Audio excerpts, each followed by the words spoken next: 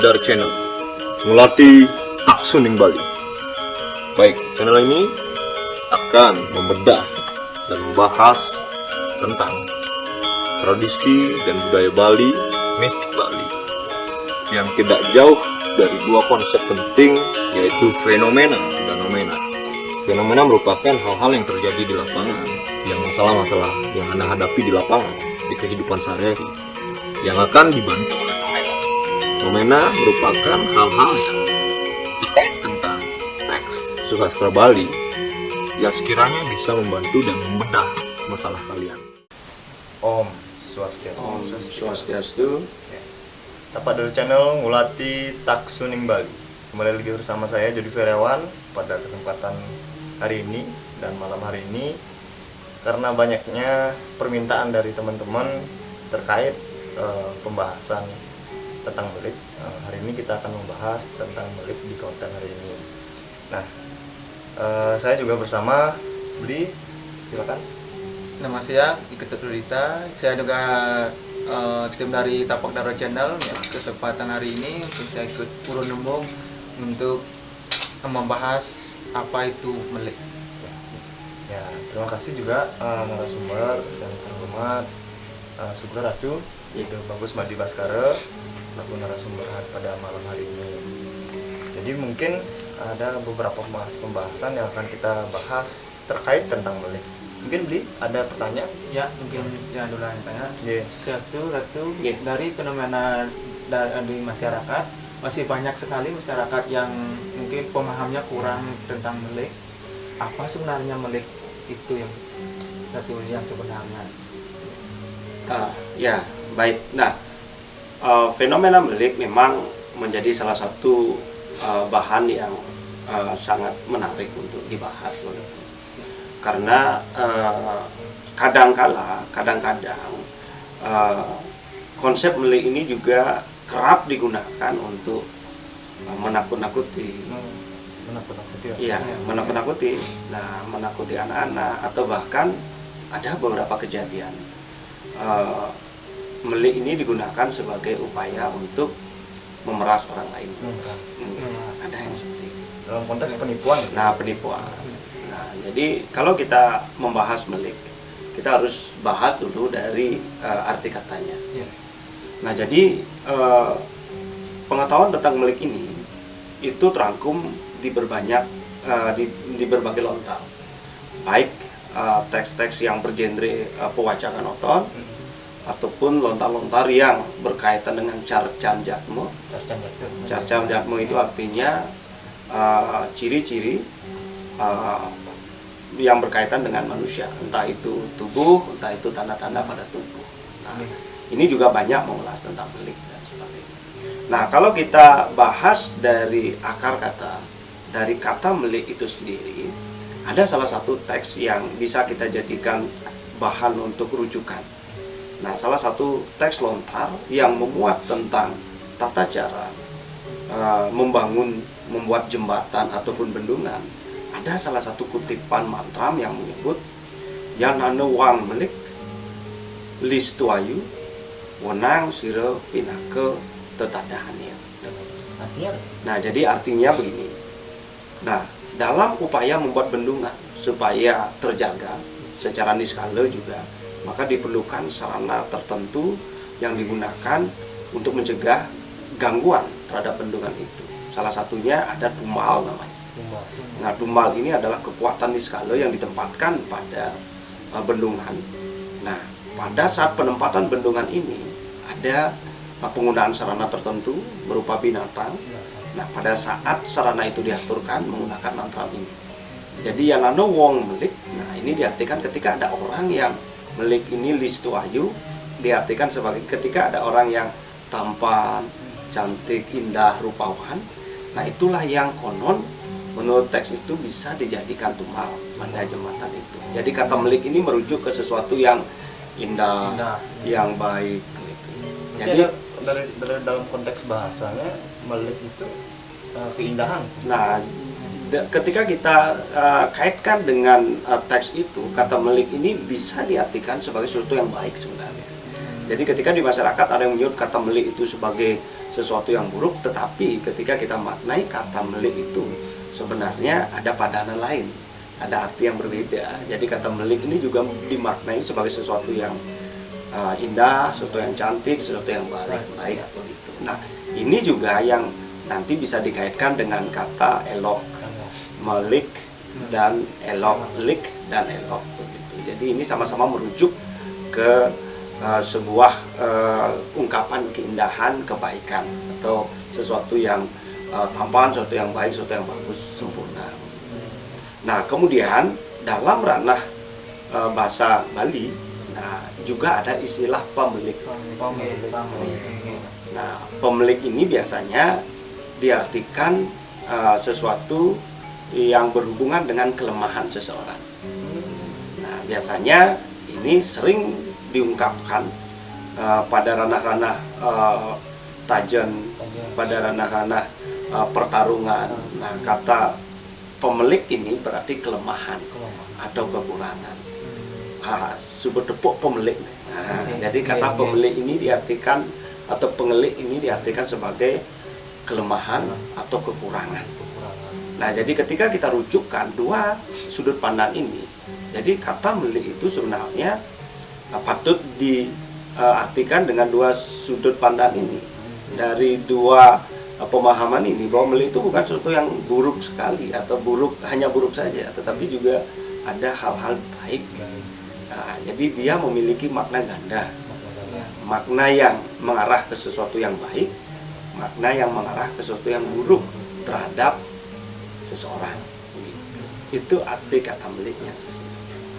Sebenarnya perspektif orang Bali sangat salah hasilnya, bukan sangat keliru ya, kalau bisa dibilang keliru, lebih dalam konteks pembahasan yang dalam artian terlalu negatif thinkingnya, kalau bisa dibilang. Nah, terkait dari apa yang Ratu ceritakan atau paparkan mengenai melik, apa itu melik itu sendiri, berarti ada penyebab melik itu sendiri.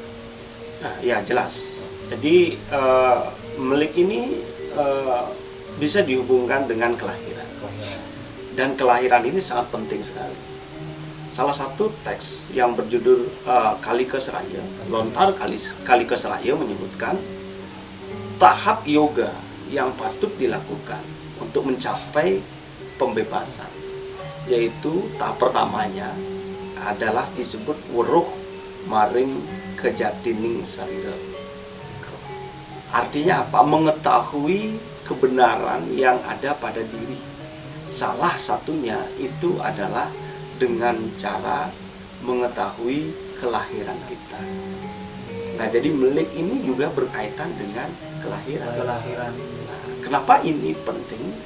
Karena ini adalah salah satu mengetahui kebenaran tentang kelahiran kita. Itu adalah salah satu langkah yoga yang penting menurut teks Kalika Seraya. Nah, makanya ketika kita kaitkan dengan melik, ini berhubungan dengan kelahiran. Nah, jadi ada empat jenis melik yang disesuaikan dengan asal melik itu. Ya, tidak. Jadi ada empat. Sederhananya dapat kita kelompokkan menjadi empat jenis melik. Ya, yang pertama disebut sangkaning yoni. Melik sangkaning yoni adalah melik kelahiran. Ini bukan atau ini justru terjadi dari awal, dari semenjak bayi itu mulai diciptakan, benih kehidupan itu mulai diciptakan. Nah, yoni ini artinya ketika benih kehidupan itu mulai diciptakan. Nah, jadi dari sini unsur melik itu sudah ada. Nah, banyak kisah yang mengkaitkan dengan ini.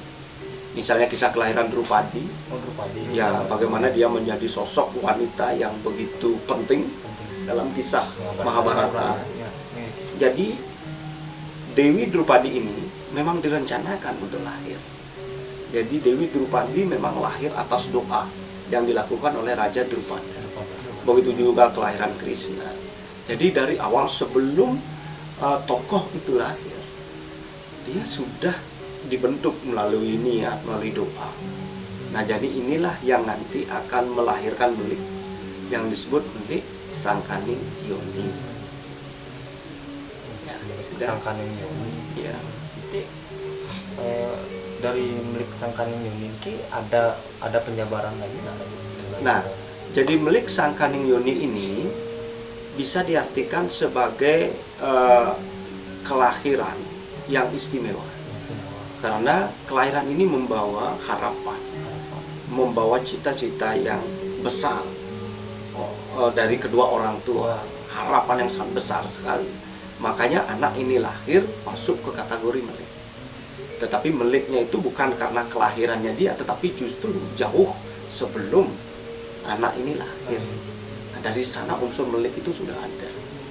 Dan anak-anak yang lahir melik dari unsur Sangkaning Yoni ini, dia memiliki karakter yang sangat berbeda. Ada beberapa ciri, ya, ada ciri-ciri orang yang memang masuk ke kategori melik Yoni ini. Yang pertama, dia itu mirip dengan orang indigo. Mirip orang indigo. Nah, jadi orang yang melik Yoni ini biasanya dia itu ketika sudah mulai tumbuh, ada hal-hal yang memang sangat pantang. Misalnya, dia pantang makan makanan tertentu. Jadi misalnya waktu kecil ketika dia sudah mulai belajar makan, tiba-tiba dikasih makan daging sapi atau apapun, tiba-tiba sakit. Nah, jadi ini salah satu petanda bahwa anak ini memang melik Sangkaning Yoni. Ya, dari kelahiran awalnya dia sudah membawa bibit-bibit melik itu. Nah, misalnya ketika dia sudah mulai bisa berbicara, orang yang melik seperti ini kadang-kadang dia itu bisa siding ucap. Apa yang diungkapkan itu akan menjadi sebuah kebenaran. Ya, itu yang kadang-kadang harus hati-hati sekali terhadap anak ini. Belum bisa kontrol emosi. Nah, ketika dia belum bisa mengontrol emosi, ketika dia mengeluarkan sumpah serapah, doa-doa itu bisa benar-benar Hati-hati. Nah, itu dikaitkan dengan melik Sangkaning Yoni. Melik Sangkaning Yoni juga dihubungkan dengan reinkarnasi atau punarbawa, roh-roh yang sudah sangat suci. Jadi mungkin ada leluhur dari keluarga yang memang seorang tokoh spiritual, seorang pendeta, seorang balian, pemangku dan sebagainya. Ketika dia lahir, dia membawa apa yang pernah dipelajari sebelumnya. Nah, ini masuk ke kategori yang disebut kategori melik Sangkaning Yoni. Ya. Itu. Sekali ternyata Yeah. terkait lah dari empat Itu kan baru satu jadi. Baru satu. baru satu. lupa. Sorry. Nah, jadi ada 4. Yang pertama itu adalah Sangkaning Yoni. Sangkaning Yoni ya. Nah, yang kedua itu ada yang disebut Sangkaning Pewetuan. Dari proses kelahiran. Ini. Makanya nanti ada kelahiran yang disebut melik karena lahir dengan proses yang berbeda. Nah, ada yang lahir pada saat dia lahir dia lilit ari-ari, dibelit oleh ari-ari. Itu juga sebagai pertanda melik sebenarnya. Nah, ada juga yang pada saat lahir dia masih dibungkus. Nah, bukan ari-ari, masih dibungkus yenyo. Ya. Nah, ini juga sebagai salah satu kelahiran yang dianggap melik. Nah, ada juga kelahiran yang dikategorikan melik karena proses kelahirannya mungkin saudaranya ada 3 istri 3. Nah, ada yang tlage ape pancoran ape tlage. Itu sebenarnya ke kategori melik. Nah, tetapi harus dipahami bahwa melik yang dimaksudkan itu bukan hanya mau bermakna buruk, tetapi kita juga harus melihat bahwa melik itu juga memiliki potensi untuk sesuatu yang baik, sesuatu yang indah, sesuatu yang dalam artian yang positif. Elok, melik atau elok. Terus yang ketiga? Nah, yang ketiga ada melik yang disebut Sangkaning Dina Pewetuan. Dina Pewetuan. Nah, ini berdasarkan hari lahir. Lahirnya. Nah, hari lahir ini akan berkaitan dengan lintang kelahirannya, paukonnya. Nanti ada yang disebut istilah Pewetuan uku salah wedi. Nah, ada beberapa uku yang dianggap kurang baik. Ada disebut sangkaning lintang, ada yang disebut lintang bade, lintang jong sarat dan sebagainya. Jadi ini unsur melik yang dibawa oleh hari dia lahir. Begitu. Itu yang membedakan. Ya. Sudah, terus yang keempat. Nah, itu ada melik sangkaning ceciren. Nah, ini yang mungkin banyak menjadi bahan pertanyaan, terutama tentang beberapa tanda lahir di bagian-bagian tubuh tertentu. Apakah ini sebagai melik yang bersifat baik atau yang bersifat buruk? Nah, jadi pada teks Carcan Jatmo memang dijelaskan secara detail bahwa ada tanda-tanda lahir tertentu, bukan hanya berupa tanda lahir berupa tai lalat. Pada Carcan Jatmo juga dijelaskan bentuk tubuh tertentu, ada yang mungkin tangannya lebih panjang, salah satu, atau usahan di kepalanya itu ada lebih dari satu jari jempolnya. Nah, itu juga salah satu bagian dari melik ciciren. Jadi bukan hanya tai lalat saja.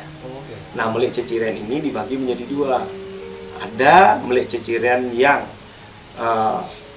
muncul atau muncul pada suksema sarira, badan halus, dan ini tidak bisa dilihat secara kasat mata. Ya, itu harus dilihat dengan mata batin. Nah, yang kedua ada melik ciciren pada bagian stula sarira, tubuh kasarnya. Itu tadi ada tai lalatnya, pada bagian-bagian tubuh tertentu ada mungkin bagian-bagian tubuhnya yang tidak seperti normal dan sebagainya. Itu adalah juga bagian dari melik sebenarnya. Poinnya sangat menarik mengenai melik ini. Jadi yang saya ingin fokuskan sebenarnya terkait sama melik sangkaning yoni. Nah, kan banyak sekali di fenomena di masyarakat ini terkait indigo.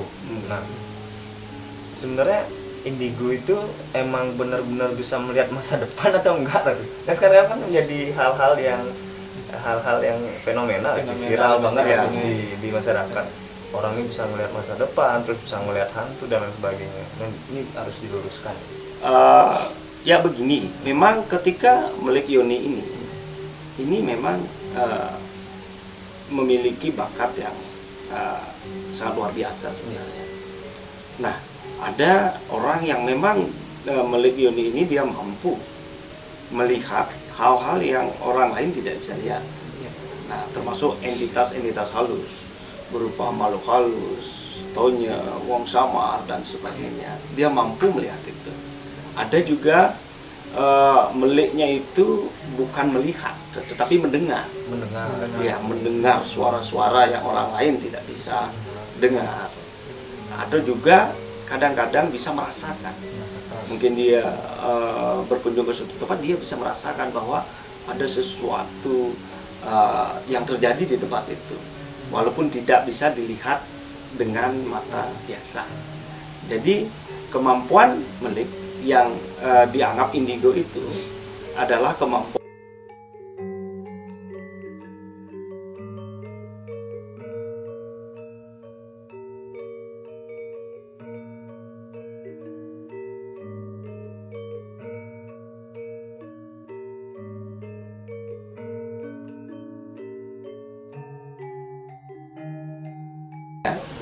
memang memiliki permohonan khusus terhadap anak ini supaya dia lahir menjadi seorang anak yang memiliki bakat tertentu.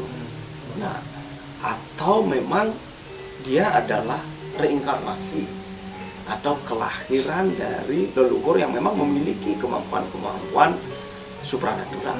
Itu yang menyebabkan kenapa anak ini nanti akan memiliki kemampuan supranatural yang cenderung disebut sebagai indigo itu. Sebagai penerus lah gitu. Ya.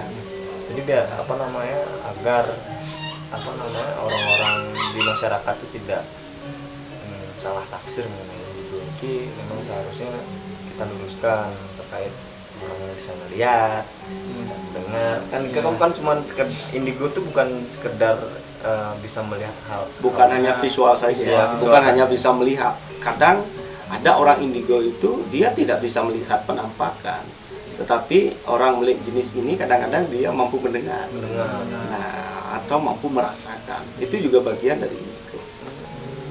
nah itu efek sih mungkin beli Ya mungkin banyak orang tua mungkin termasuk Dijang sebagai orang tua, apakah ada cara-cara tertentu atau ciri-ciri anak kita itu melek dan tentu selain misalnya seperti sanewawu makan sesuatu itu dia mungkin nangis atau sakit, apakah ada ciri-ciri lainnya selain itu? Ya, jadi ketika kita sebagai orang tua, Iya. nah banyak sekali kasus ketika anak itu memang dia adalah, setiap anak itu istimewa sebenarnya. Iya. Semua anak itu istimewa, makanya di dalam beberapa lontar tentang kewajakan nanti ada dua kelahiran sebenarnya, ada dua bekal kelahiran, yaitu ale dan ayu. Jadi tidak ada kelahiran yang hanya berbekal buruknya saja, tidak ada kelahiran yang berbekal baik saja, ada dua hal seimbang. Ya. Nah, kembali tentang pertanyaan tadi, memang ketika anak itu memiliki kecenderungan melek, langkah pertama yang harus dilakukan oleh orang tua adalah menerima, terutama melek yang bersifat yoni ini. Misalkan ketika anak itu mungkin waktu kecil ketika belum bicara, belum mampu berbicara, dia tidak akan belum bisa menjelaskan.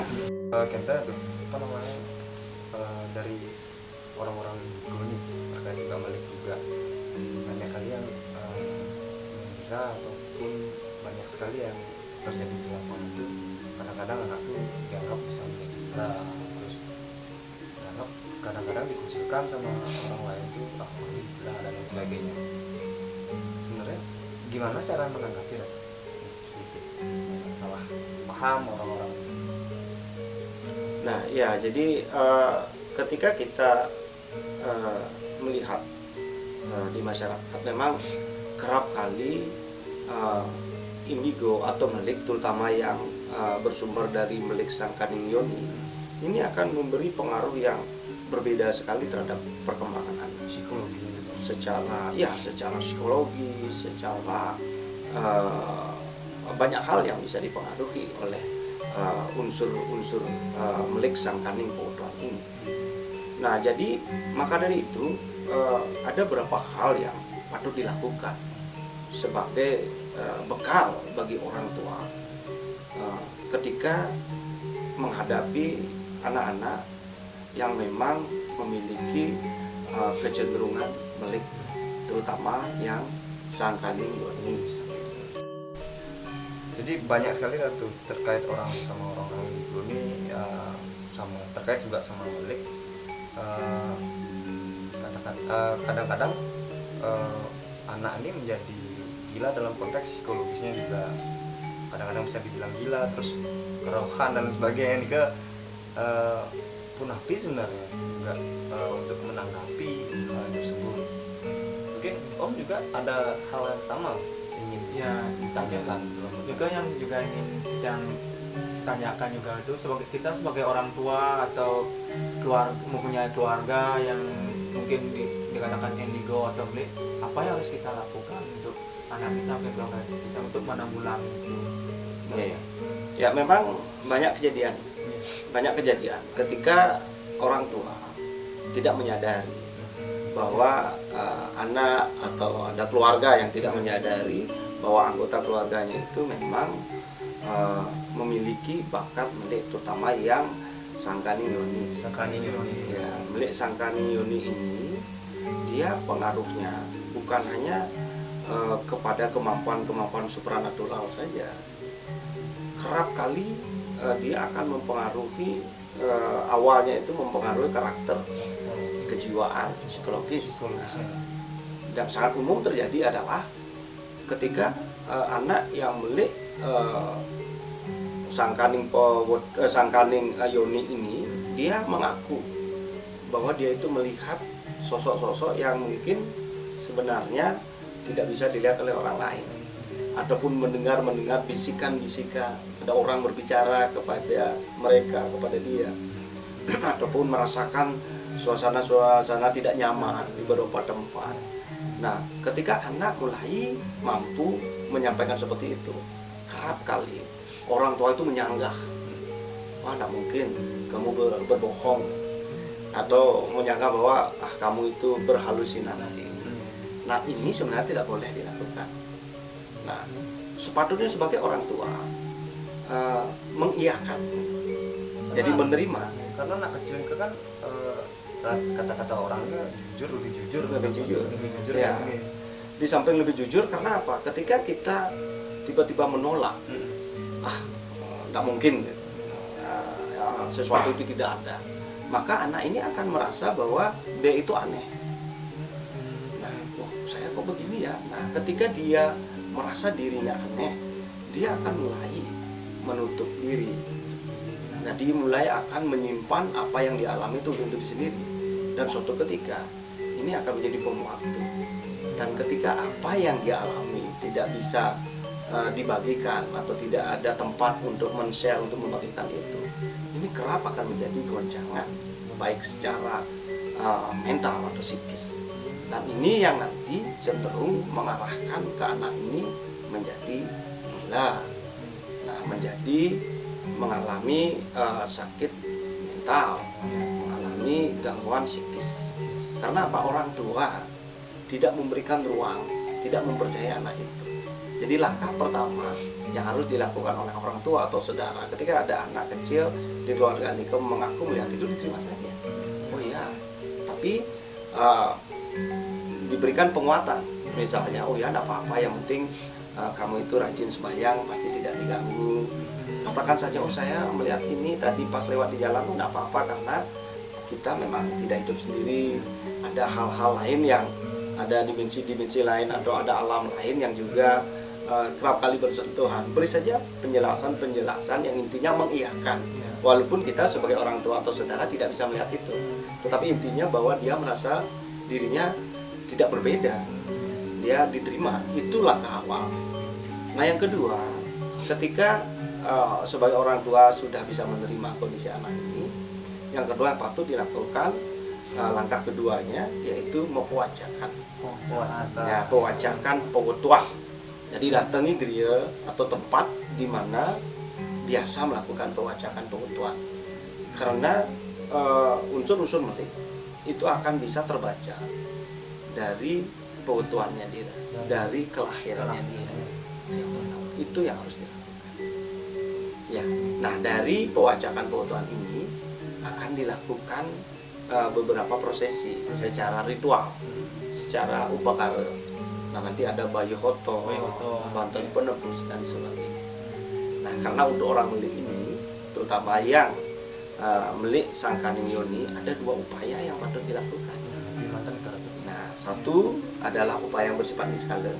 Nah, tentu ini berkaitan dengan bebanten, berkaitan dengan ritus-ritus pebayuhan, pengelukatan, ruatan dan sebagainya.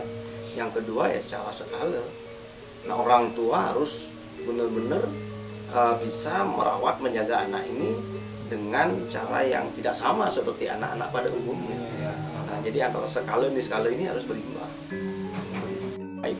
Nah, jadi ada dua upaya yang bisa kita lakukan sebagai orang tua, sebagai bagian dari keluarga. Ketika ada anak, ada anggota keluarga yang mengarah ke melik, terutama yang melik Sangkaning Yoni. Yang pertama adalah kita upayakan secara niskala. Nah, upaya niskala ini nanti berkaitan dengan pewajakan. Nah, jadi nanti silakan datangi gereja tempat yang biasa melakukan pewajakan. Karena pewajakan Sangkaning Yoni ini kadang-kadang bisa terbaca juga lewat pewajak pewetuan, bacaan kelahirannya dia, dari otonannya dia. Ya. Nah, dari sana tentunya akan ada beberapa upacara Nah, ini berkaitan dengan ritus-ritus niskala yang bisa dilakukan. Contohnya? Nah, contohnya adalah pebayuhan, ruatan ataupun penglukatan. Ini adalah upaya yang bersifat niskala yang bisa kita lakukan. Kalau skalanya? Nah, yang kedua, selain secara niskala, ada upaya skala yang juga penting kita lakukan untuk menjaga merawat anak indigo ini. Nah, upaya nyatanya tentu kita harus belajar lebih mengendalikan diri. Nah, menjaga emosi orang tua supaya lebih tenang. Nah, kadang anak yang indigo, terutama yang memiliki melik sang kaning yoni ini, kadang-kadang emosinya nih tidak stabil, terutama ketika dia melihat sesuatu yang memang tidak bisa dilihat secara kasat mata, lihat penampakan dan sebagainya. Orang tua itu harus benar-benar tenang sekali. Nah, selain prosesi niskala, prosesi skala. Nah, prosesi skala ini adalah upaya yang bersifat nyata. Orang tua lebih sabar, orang tua bisa mengarahkan anak. Nah, selanjutnya juga anak ini patut melakukan praktek. Nah, ada beberapa pantangan yang patut dilakukan. Nah, misalnya seperti tadi, orang yang melik yoni ini biasanya itu akan nampak ketika dia memakan makanan tertentu misalnya. Dia itu tiba-tiba akan sakit. Nah, makan surudan atau lungsuran, orang meninggal, orang menikah, tiba-tiba dia sakit. Jadi dia harus memberatkan, tidak boleh diberikan itu. Nah, yang paling umum adalah makan daging sapi. Orang yang indigo nikah tidak boleh makan daging sapi. Atau orang yang melik sang kaning yoni terutama tidak boleh makan daging sapi. Itu yang bisa kita lakukan. Terus ada lagi? Ada. Ketika anak yang memiliki kemampuan melik sang kaning yoni ini, ketika dia mampu melihat, merasakan atau mendengar hal-hal yang mungkin secara umum bisa dilihat, didengar, dirasakan, maka dia patutnya melatih kemampuan ini. Iya, melatih melalui teknik-teknik meditasi, yoga dan sebagainya. Karena apa? Karena tentunya kemampuan itu akan lebih terkendali dan bisa jadi bisa bermanfaat untuk diri sendiri ataupun orang lain. Nah, jadi penting sekali untuk dilatih. Ya. Nah, terkait gender apa namanya, kan ada anak ini yang sering melihat sang kaning yoni ini sering melihat makhluk halus dan lain sebagainya. Jika harus ditutup atau dibiarkan begitu saja? Nah, jadi memang untuk penanganan melik niki ada berbagai istilah. Ada yang disebut nganyut melik, ada yang disebut menutup melik, ada yang disebut penebus melik dan sebagainya. Jadi apapun istilahnya, tujuannya adalah berupaya agar menghilangkan atau menetralisir pengaruh buruk dari melik. Pengaruh buruknya. Karena apa? Tentu melik ini adalah sebuah anugerah sebenarnya. Anugerah sebenarnya. Jadi kalau kita memakai padanan kata melik itu sebagai sesuatu yang elik, yang elok dan sebagainya, jadi ini sebenarnya sebuah kelebihan. Nah, cuman memang kelebihan ini akan membuat anak itu menjadi istimewa. Nah, jadi anak ini butuh kesiapan, butuh pelatihan dan sebagainya supaya dia mampu mengendalikan dan menggunakan kekuatan melik itu. Nah, misalnya tadi seperti orang melik sang kaning yoni ini, ketika dia memiliki kemampuan untuk siding ucap, kadang-kadang apapun yang diomongkan, terutama ketika dia emosi, itu bisa benar-benar terjadi. Ini yang berbahaya. Nah, itu yang berbahaya, yang belum terkendali dan terkendali. Bahaya sekali. Kalau misalnya lagi gedek sama orang atau lagi marah sama orang, diempat dan disumpahin terjadi. Nah, wah, itu bahaya kerap sekali. kali terjadi seperti itu. Nah, inilah yang harus hati-hati sekali. Jadi saya simpulkan sedikit Ratu mengenai melik niki video di konten kali ini, bahwasannya melik itu memang harus ditanggapi dengan serius untuk keluarga agar tetap merangkulnya, tetap merangkul dan ditanggulangi dengan dua upaya, yaitu skala dan niskala. Jadi keluarga atau orang tua sendiri yang mempunyai, bukan menginginkan ya, yang mempunyai anak melik agar ditanggapi dengan serius dan dirangkul, jangan ditinggalkan atau tidak dipercaya. Ya. Nah, untuk membahas terkait dan tentang Melik itu sendiri, kita akan membahas di konten video selanjutnya untuk pemaparan dari 4 penyebab Melik itu sendiri lagi. Oke, sekian dari saya Jody Feriawan dari Tapak Dar Channel bersama Saya Ketut Rito. ya dengan narasumber itu Dia Bagus Madi Baskara, Suksumo sampun menjadi narasumber. Ya, Tapak Dar Channel mulati taksuning Bali. Om Santi Santi Santi Om.